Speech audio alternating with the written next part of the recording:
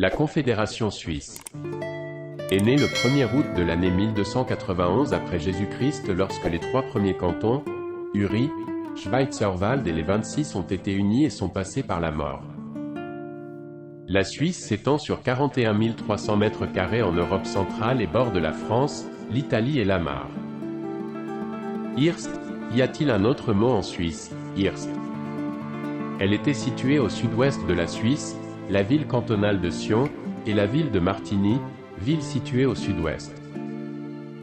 Depuis 1848, la Confédération suisse est une république fédérale composée de cantons relativement autonomes, certains avec une histoire de confédération remontant à plus de 700 ans, ce qui la place parmi les plus anciennes républiques encore en vie au monde. L'histoire ancienne de la région est liée à la culture alpine. La Suisse était habitée par les Helvètes et passa sous la domination romaine au 1er siècle AV. La civilisation gallo-romaine fusionne avec les influences germaniques durant l'Antiquité tardive, la partie orientale de la Suisse devenant un territoire allemand. La région de la Suisse a été incorporée à l'Empire franc au VIe siècle.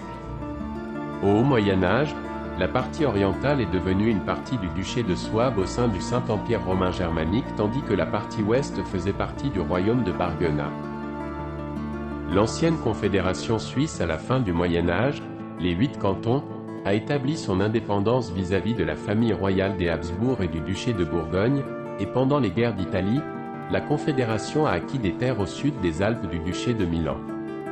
La réforme en Suisse a éclaté la Confédération, entraînant une longue histoire de conflits internes au sein de la Confédération des 13 cantons au début de la période moderne. Au lendemain de la Révolution française, la Suisse est passée sous l'invasion française en 1798 et a été modifiée pour devenir la République helvétique, un État client français. L'acte de médiation de Napoléon en 1803 a restauré le statut de la Suisse en tant que fédération, et après la fin de la période napoléonienne, la Confédération suisse a connu une période de troubles qui a culminé avec la courte guerre civile du Sonderbund en 1847 et l'établissement d'une constitution fédérale en 1848. L'histoire contemporaine de la Suisse depuis 1848 a été marquée par un grand succès et une prospérité. L'industrialisation a changé l'économie agricole traditionnelle, et la neutralité de la Suisse pendant les 2 guerres mondiales et le succès du secteur bancaire ont stimulé son ascension vers sa position actuelle comme l'une des économies les plus stables au monde. La réforme débute en Suisse en 1523 sous la direction de Huldrych Zwingli, prêtre de la grande église de Zurich depuis 1518. Zurich se convertit au protestantisme, rejoignant les cantons de Berne, Bâle et Schaffhouse, tandis que Lucerne, Uri, Schwyz, Nidwald, Zug, Fribourg et Soleure est resté catholique, tandis que Glaris et Appenzell étaient divisés.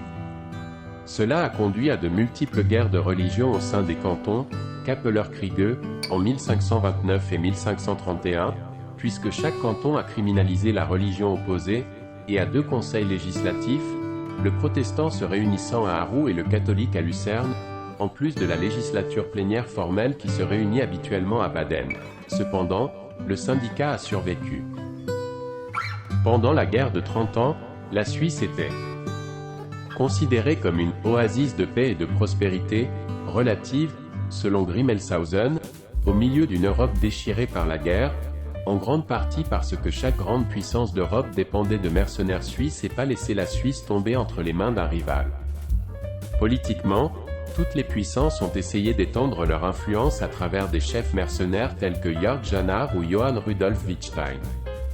Les 3 guildes des Grisons, cantons des Grisons, qui à l'époque n'étaient pas encore membres de la Confédération, se sont mêlés à la guerre en 1620, ce qui a entraîné la perte de la vallée de la Valteline en 1623. Dans la paix de Westphalie en 1648, la Suisse a obtenu l'indépendance juridique du Saint-Empire romain germanique. Après le traité, la vallée de la Valteline est redevenue une partie des 3 alliances grisonnes et le resta jusqu'à la fondation de la République alpine par Napoléon Bonaparte en 1797. En 1653, les paysans des régions soumises au canton de Lucerne, Berne, Soleure et Bâle se révoltent contre la dépréciation de la monnaie.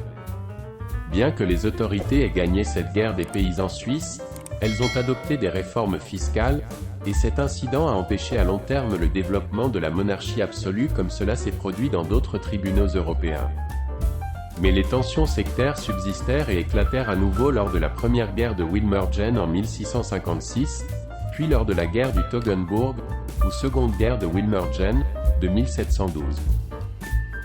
Pendant les guerres de la Révolution française, l'armée française envahit la Suisse et en fit un allié, connu sous le nom de « République helvétique » 1798 à 1803, qui avait un gouvernement centralisé avec peu de rôle dans les cantons. Ingérence dans les affaires locales et liberté conservatrice étaient également profondément mal vues, bien que certaines réformes aient eu lieu.